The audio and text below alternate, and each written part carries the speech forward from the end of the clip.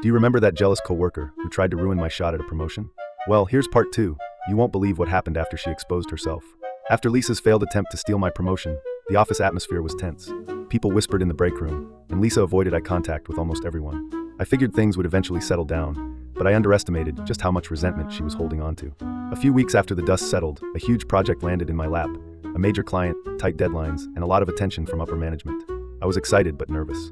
I knew Lisa would be on the team, and I hoped she would put her pride aside for the sake of the project. For the first week, things seemed normal. Lisa did her work, kept her head down, and didn't cause any trouble. But then little things started to go wrong. Files I'd saved on the shared drive would disappear or be replaced with outdated versions. Meeting invites would mysteriously vanish from my calendar, and I'd show up late, looking unprepared. At first, I thought it was just bad luck or technical glitches. But the pattern was too consistent, and it always seemed to make me look bad.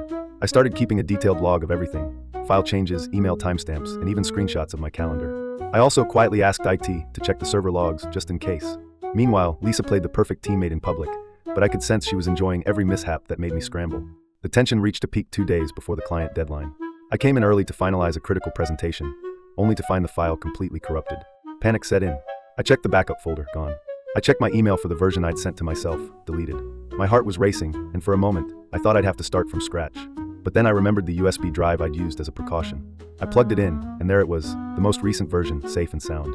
I quickly restored everything and made several more backups, just in case. That day, I also noticed Lisa watching me from her desk, a hint of a smile on her face. It was the first time I realized just how far she might be willing to go. After the successful client meeting, which went off without a hitch, thanks to my backup, I decided enough was enough. I compiled all my logs, screenshots, and IT server records, which showed Lisa's account accessing and modifying my files at odd hours.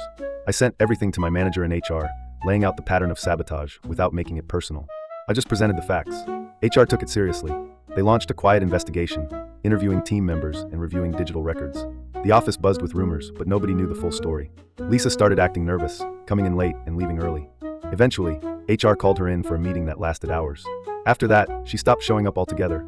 A week later, HR announced that Lisa was no longer with the company.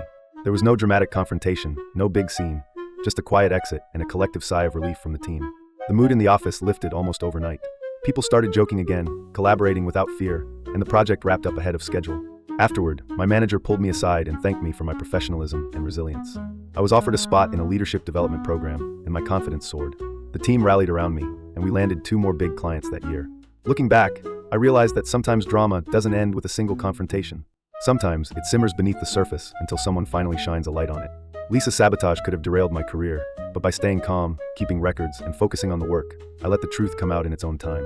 The whole experience taught me that office politics can get ugly, but karma always finds a way.